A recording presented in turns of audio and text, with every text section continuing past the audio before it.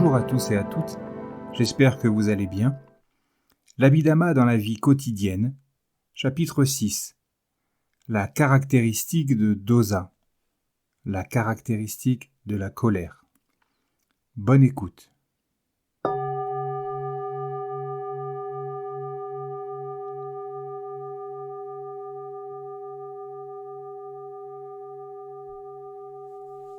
Lorsque nous sommes en colère contre d'autres personnes, nous nous nuisons à nous-mêmes. Le Bouddha a dénoncé les effets nocifs de la colère, de dosa. Nous lisons dans les dictons graduels, livre des 7, chapitre 6, paragraphe 10, la colère, sur les mots qu'un adversaire souhaite à son adversaire, mais qui sont en réalité des mots que s'infligent à eux-mêmes, une femme ou un homme en colère. Le discours, le sutta déclare « Moine, prenons le cas d'un adversaire qui souhaite ceci à son adversaire, qu'il soit laid. Et pourquoi un adversaire, moine, n'aime pas que son adversaire soit beau? Moine, cet homme en colère est vite submergé par la colère. Il est miné par colère, et cependant il est baigné, oint, paré, quant aux cheveux et à la barbe, vêtu de riches étoffes. Et cependant, il est laid, car accablé par la colère. Moine, c'est la première condition favorisée par des adversaires provoquant des adversaires, infligée à une femme ou à un homme en colère. Et encore, prenons le cas d'un adversaire qui souhaite ceci à son adversaire, qu'il dorme mal. Et pourquoi un adversaire, moine, n'aime pas que son adversaire dorme bien? Moine, cette personne en colère est vite submergée par la colère.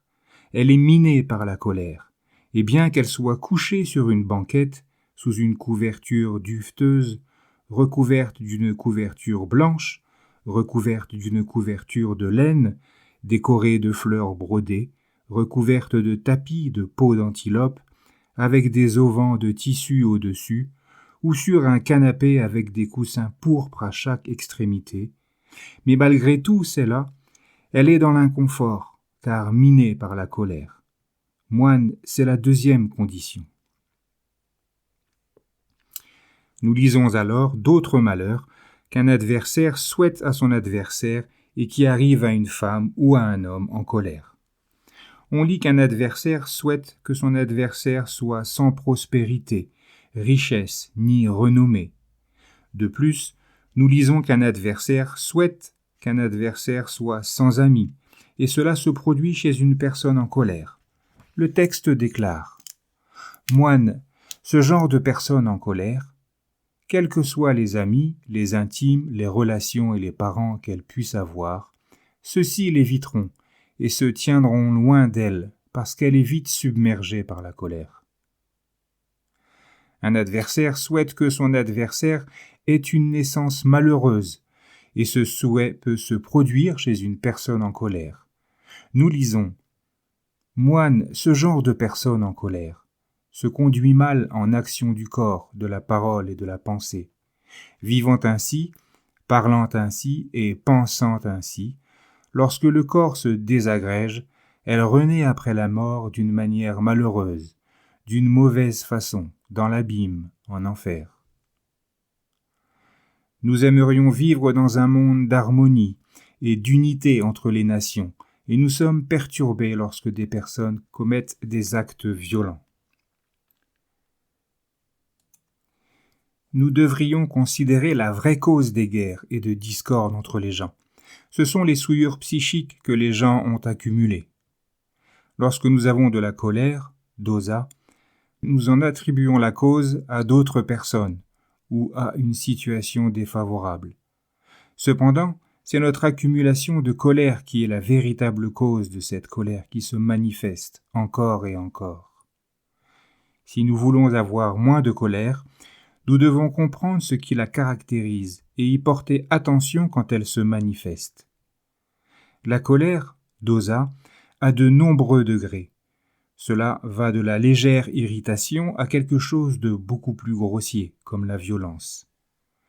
Nous pouvons comprendre la caractéristique d'un phénomène de colère quand il est grossier. Mais en sommes-nous capables lorsqu'il est peu ou pas grossier? Grâce à l'étude de l'Abhidhamma, nous en apprenons davantage sur ce qui caractérise la colère.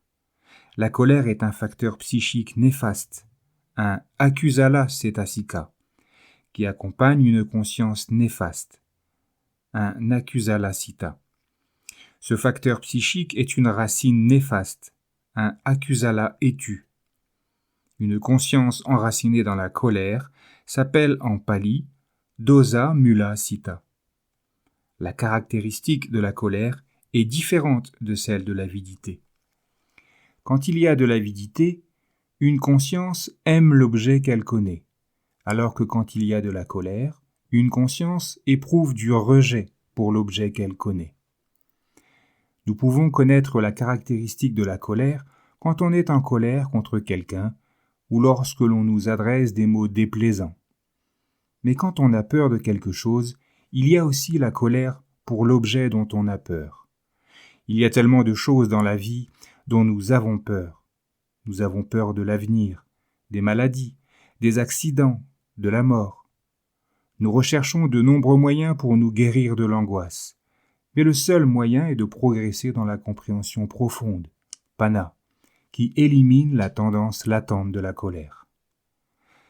La colère est conditionnée par l'avidité. Nous ne voulons pas perdre ce qui nous est cher, et quand cela se produit, nous sommes tristes. La tristesse est de la colère, elle est néfaste. Si nous ne comprenons pas les choses telles qu'elles sont, nous croyons que les gens et les choses durent. Cependant, les gens, comme les choses, ne sont que des phénomènes qui apparaissent puis disparaissent immédiatement. Le moment suivant, ils ont déjà changé. Si nous pouvons voir les choses telles qu'elles sont, nous serons moins submergés par la tristesse. Cela n'a aucun sens d'être triste à cause de ce qui est déjà arrivé. Dans les psaumes des sœurs Thérigata 33, nous lisons que la femme du roi Ubiri pleurait la perte de sa fille Jiva. Chaque jour, elle se rendait au cimetière. Elle rencontra le Bouddha, qui lui a dit que dans ce cimetière, environ 84 000 de ses filles, dans des vies passées, avaient été incinérées. Le Bouddha lui dit « Ô Ubiri, vous qui allez gémissant dans la forêt, en pleurant, ô Jiva, ô ma fille chérie, revenez à vous, regardez dans ce cimetière, ont été incinérées des filles chéries par milliers, et toutes ont porté le même nom qu'elles. Maintenant, laquelle de toutes ces Jivas pleurez-vous » Après qu'Ubiri eut réfléchi sur le Dhamma, ainsi enseigné par le Bouddha, elle développa l'intuition pénétrante et vit les choses telles qu'elles sont réellement. Elle a même réalisé l'état d'Ara. Il existe d'autres facteurs psychiques néfastes, cetasika akusala, qui peuvent se manifester avec des consciences, des citta, enracinées dans la colère. Le regret ou le remords, kukucha, est un facteur psychique néfaste qui apparaît avec une conscience enracinée dans la colère, un dosa mula citta. Lorsque nous regrettons quelque chose de mal que nous avons fait ou quelque chose de bien que nous avons omis de faire, lorsqu'il y a du regret, c'est que nous pensons au passé, au lieu de connaître le moment présent. Quand nous avons fait quelque chose de mal, il ne sert à rien d'en éprouver de la colère. L'envie, la jalousie, issa, est un autre facteur psychique qui peut se manifester avec une conscience enracinée dans la colère. Il y a de l'envie quand nous n'aimons pas voir quelqu'un d'autre profiter de choses plaisantes. À ce moment-là, cette conscience n'aime pas l'objet qu'elle connaît. Nous devrions savoir combien l'envie apparaît souvent, même lorsqu'elle est peu ou pas grossière. C'est une façon de savoir si nous nous soucions véritablement de quelqu'un d'autre ou si nous pensons d'abord à nous-mêmes lorsque nous nous associons à d'autres. L'avarice, Macharya, est un autre facteur psychique néfaste qui peut se manifester avec une conscience enracinée dans la colère. Quand nous sommes avares, il y a aussi de la colère. À ce moment-là, on n'aime pas partager notre bonne fortune avec quelqu'un d'autre. La colère se manifeste toujours avec un ressenti désagréable, un domanassa vedana. La plupart des gens n'aiment pas avoir de la colère parce qu'ils n'aiment pas avoir de ressenti désagréable. Au fur et à mesure que nous développons une compréhension des réalités, nous voulons éliminer la colère, non pas tellement parce que nous n'aimons pas avoir de ressenti désagréable, mais plutôt parce que nous comprenons les résultats nocifs de ce qui est néfaste. Accusala. La colère peut se manifester à cause d'objets connaissables par les 5 portes des sens et par la porte du psychisme. Cela peut se manifester lorsque nous voyons une image laide, entendons un son bruyant, sentons une mauvaise odeur, goûtons des aliments peu appétissants, connaissons des objets tangibles déplaisants et pensons à des choses pénibles. Chaque fois qu'il y a un ressenti désagréable, même léger, il est évident qu'il y a de la colère. Dosa. La colère peut se produire souvent lorsque nous connaissons un objet déplaisant par les sens. Par exemple, lorsque la température est trop chaude ou trop froide. Chaque fois qu'il y a une sensation corporelle légèrement douloureuse, la colère peut se manifester à la suite, même à un degré faible.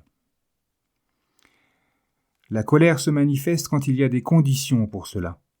Elle se manifeste tant qu'il y a encore de l'attachement aux objets qui sont connaissables par les 5 sens. Tout le monde n'aimerait connaître que des choses agréables. Mais quand ce n'est plus le cas, la colère peut alors se manifester. Une autre condition pour que se manifeste de la colère est l'ignorance du Dhamma. Si nous ignorons ce que sont un acte intentionnel, un kama, et un résultat karmique, un vipaka, c'est-à-dire une cause et un effet, la colère peut se manifester très facilement à cause d'une expérience désagréable vécue par l'un des 5 sens. Et c'est ainsi que la colère s'accumule peu à peu. Une expérience désagréable vécue par l'un des 5 sens est un résultat karmique causé par un acte intentionnel néfaste, un akusala vipaka, que nous avons nous-mêmes effectué. Lorsque, par exemple, quelqu'un nous adresse des propos désagréables, nous pouvons être en colère contre cette personne.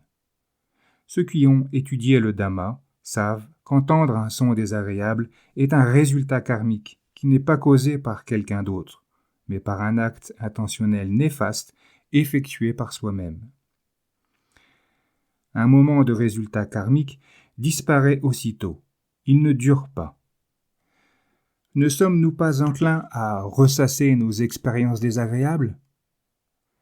S'il y a plus d'attention au moment présent, nous serons moins enclins à penser avec colère aux résultats karmiques de nos actes intentionnels néfastes.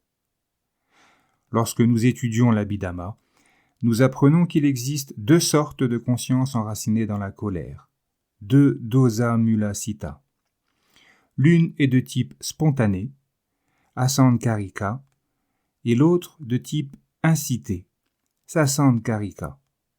Une conscience enracinée dans la colère est incitée quand, par exemple, on se met en colère après s'être souvenu d'actes désagréables commis par quelqu'un d'autre. Les connaissances enracinées dans la colère sont toujours accompagnées d'un ressenti désagréable, domanassa. Il existe donc 2 sortes de conscience enracinées dans la colère. Accompagné d'un ressenti désagréable spontané et accompagné d'un ressenti désagréable incité. Comme nous l'avons vu, il existe de nombreux degrés à la colère. Celle-ci peut être plus ou moins grossière.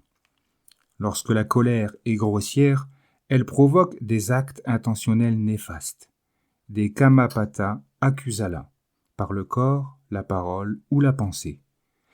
2 sortes d'actes intentionnels néfastes par le corps peuvent être effectués avec des consciences enracinées dans la colère. Tuer et voler. Si nous ne voulons qu'il se produise moins de violence dans le monde, nous devons nous efforcer de ne pas tuer. Lorsque nous tuons, nous accumulons beaucoup de colère. La vie du moine doit être une vie de non-violence. Il ne doit blesser aucun être vivant. Cependant, tout le monde ne peut pas vivre comme les moines. Les souillures psychiques sont dénuées de moi, d'existence propre, anatta. Elles apparaissent à partir de conditions. L'enseignement du Bouddha n'a pas pour but d'établir des règles qui interdisent aux gens de commettre de mauvaises actions, mais pour les aider à progresser dans la compréhension profonde, pana, qui élimine les souillures psychiques. Il y a des préceptes pour les laïcs, mais ce sont des principes de culture psychique plutôt que des commandements. En ce qui concerne le vol, cela peut être effectué soit avec des consciences enracinées dans l'avidité, soit avec des consciences enracinées dans la colère. C'est fait avec des consciences enracinées dans la colère quand il y a intention de porter préjudice à quelqu'un d'autre. Causer des dommages au bien de quelqu'un d'autre est également inclus dans cette volition. 4 actes intentionnels néfastes par la parole peuvent être effectués avec des consciences enracinées dans la colère. Le mensonge, la médisance, les paroles dures et des propos frivoles. Le mensonge, la médisance et les conversations frivoles peuvent être effectués avec des consciences enracinées dans l'avidité tout autant que dans la colère. La médisance, par exemple, est effectuée avec des consciences enracinées dans la colère quand il y a intention de nuire à quelqu'un d'autre, comme d'entacher sa réputation et de le faire mépriser par d'autres. La plupart des gens pensent qu'il faut éviter l'utilisation des armes, mais ils oublient que la langue peut aussi être une arme qui peut blesser gravement. Les paroles enracinées dans la colère créent beaucoup de souffrance dans le monde. Cela provoque la discorde entre les gens. Quand nous parlons avec colère, nous nous nuisons à nous-mêmes, parce que dans de tels moments, les actes intentionnels néfastes s'accumulent, qui vont produire des résultats karmiques malheureux. Nous lisons dans le Sutta Nipata, chapitre 3, le grand chapitre 10, Kokaliya, Kudaka Nikaya, que, pendant le séjour du Bouddha à Savatthi, le bhikkhu Kokaliya lui rendit visite. Kokaliya parla en mal de Sariputta et de Moggallana, les accusant d'avoir de mauvais désirs. 3 fois, le Bouddha lui a répété de ne pas parler de cette manière. Après le départ de Kokaliya, tout son corps fut envahi de furoncles, de plus en plus gros, qui expulsèrent du pu et du sang. Il mourut et renaquit dans l'enfer de Paraduma. Plus tard, le Bouddha a parlé aux moines des mauvaises paroles de Kokaliya et de sa naissance en enfer. Nous lisons, versets 657-658, que le Bouddha a dit « Sûrement dans la bouche d'un homme, à la naissance, une hache est née, avec laquelle l'insensé se coupe en proférant des paroles médisantes. Celui qui loue, celui qui doit être blâmé, ou qui blâme, celui qui doit être loué, accumule le mal par sa bouche. À cause de ce mal, il ne trouve pas le bonheur. » En ce qui concerne un acte intentionnel néfaste par la pensée, effectué avec une conscience enracinée dans la colère, c'est l'intention de nuire ou de porter préjudice à un autre. Les gens parlent souvent des violences et des moyens de remédier à ces maux. Qui de nous peut dire qu'il est libéré de la colère et qu'il ne tuera jamais ? Nous ne savons pas à quel point nous avons accumulé de colère au cours de nombreuses vies. Lorsque les conditions sont réunies, nous pouvons commettre un acte violent dont nous ne nous pensions pas capables. Quand nous prenons combien la colère est néfaste et à quels actes elle peut conduire, alors nous voulons l'éliminer. En accomplissant des actes bienveillants, nous ne pouvons pas éliminer la tendance latente de la colère. Mais à ces moments, tout au moins, nous n'accumulons pas davantage de colère. Le Bouddha a exhorté les gens à cultiver la bienveillance sans réserve, le metta. Nous lisons dans le Karaniya Metta Sutta, Sutta Nipata 143-152, que le Bouddha a prononcé les paroles suivantes. Voici ce que doit faire quelqu'un d'habile dans le bien pour obtenir l'état de paix. Qu'il soit compétent, honnête et droit. avenant, doux et sans orgueil, satisfait aussi aisément supportable, avec peu de tâches et vivant avec légèreté, ses facultés sereines, prudent et modeste, pas influencé par les émotions des clans, et qu'il ne fasse jamais la moindre chose que d'autres sages pourraient trouver blâmable, et qu'il puisse penser, en sécurité et dans le bonheur, que les créatures aient tout le cœur heureux, quels que soient les êtres qui respirent, qu'ils soient fragiles ou robustes, sans exception, qu'ils soient longs ou grands, ou de taille moyenne, ou courts ou petits, ou gros, ainsi que ceux visibles ou invisibles, ou qu'ils habitent loin ou près, existant ou cherchant encore à exister, que les créatures aient tout le cœur heureux, que la personne n'œuvre à causer la perte d'un autre, ou même à lui faire la moindre offense en aucun lieu, et que l'on ne souhaite jamais quelque autre mal par la provocation ou par pensée rancunière. Et tout comme une mère qui, avec sa vie, protégerait le fils qui est son unique enfant, de même alors que pour chaque chose vivante, ils maintiennent présente une conscience illimitée, et aussi qu'avec amour pour le monde entier, ils maintiennent présente une conscience illimitée, au-dessous, en dessus, et tout autour dans l'espace intermédiaire. Serein, sans ennemi ni adversaire, et pendant qu'il se tient debout, marche ou s'assied, ou alors qu'il se couche, libre de somnolence, qu'il réalise avec l'attention lucide, c'est ici la demeure divine, ainsi qu'ils le disent, mais quand il n'a rien à faire des opinions, qu'il est vertueux et qu'il a perfectionné sa vision et expurgé l'avidité pour les désirs des sens, il ne viendra sûrement plus jamais dans une matrice. Le Bouddha nous a appris que nous devons ne pas nous mettre en colère contre ceux qui nous sont déplaisants. Nous lisons dans le Vinaya, Mahavagga 10, 349, que le Bouddha dit aux moines « Ceux qui, en pensée, entretiennent ceci, cet homme m'a abusé, m'a blessé, m'a fait du mal, m'a dépouillé. Chez ceux-là, la colère n'est pas apaisée. Ceux qui n'entretiennent pas ceci, cet homme m'a abusé, m'a blessé, m'a fait du mal, m'a dépouillé. En eux, la colère est apaisée. Non, ce n'est pas la colère que les humeurs colériques sont apaisées, ici et à tout moment, mais c'est par la bienveillance qu'elles sont apaisées. C'est une loi sans âge, sans fin. Parfois, il nous semble impossible d'avoir de la bienveillance sans réserve, du méta, au lieu de la colère. Par exemple, quand les gens nous traitent mal, nous pouvons nous sentir très malheureux, et nous continuons de ruminer notre douleur. Tant que la colère n'a pas été éradiquée, il y a encore des conditions, des causes karmiques pour son apparition. En étant attentif à toutes les réalités qui apparaissent, la compréhension profonde, pana, se perfectionne, qui peut, au final, éliminer définitivement la colère. La colère ne peut être éradiquée qu'étape par étape. Celui qui est entré dans le courant, qui a réalisé la première étape de l'éveil, le Sotapanna, n'a pas encore éradiqué la colère.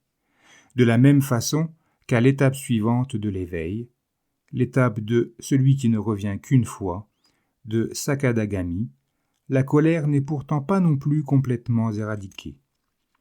Celui qui ne reviendra plus, qui a réalisé la troisième étape de l'éveil, l'Anagami, a complètement éradiqué la colère. Il n'a plus de tendance latente à la colère.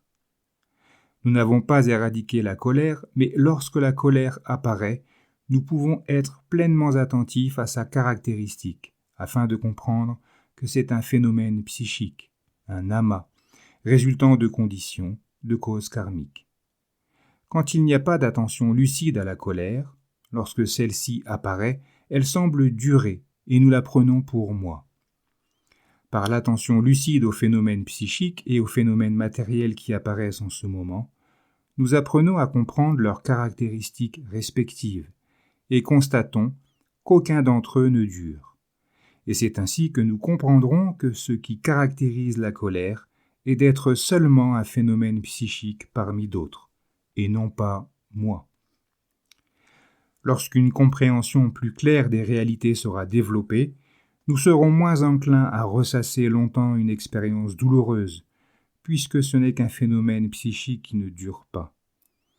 Nous serons plus attentifs au moment présent, au lieu de penser au passé ou au futur. Nous serons également moins enclins à parler aux autres de choses douloureuses qui nous sont arrivées, car cela produit pour nous-mêmes, comme pour les autres, une cause d'accumulation de colère. Quand quelqu'un est en colère contre nous, nous aurons plus de compréhension de son état. Il peut être fatigué ou ne pas se sentir bien. Ceux qui nous traitent mal méritent de la compassion parce qu'ils se rendent réellement malheureux. Une bonne compréhension des réalités nous aidera surtout à avoir plus de bienveillance et de compassion envers les autres, plutôt que de la colère. Première question. Pourquoi l'avidité, lobha, est-elle une condition, une cause de la colère, dosa? Question 2. Un mensonge, des propos médisants ou frivoles, sont des actes intentionnels néfastes, des kamapata akusala, par la parole et qui peuvent être effectués soit avec des consciences enracinées dans l'avidité, des lobha mula sita, soit avec des consciences enracinées dans la colère, des dosa mula sita. Quand sont-ils réalisés avec des consciences enracinées dans la colère? Question 3. Y a-t-il un acte intentionnel néfaste, un kamapata akusala, par la pensée effectuée avec une conscience enracinée dans la colère? Voilà pour la fin de ce chapitre. Je vous souhaite une belle journée, de belles méditations, et je vous dis à bientôt.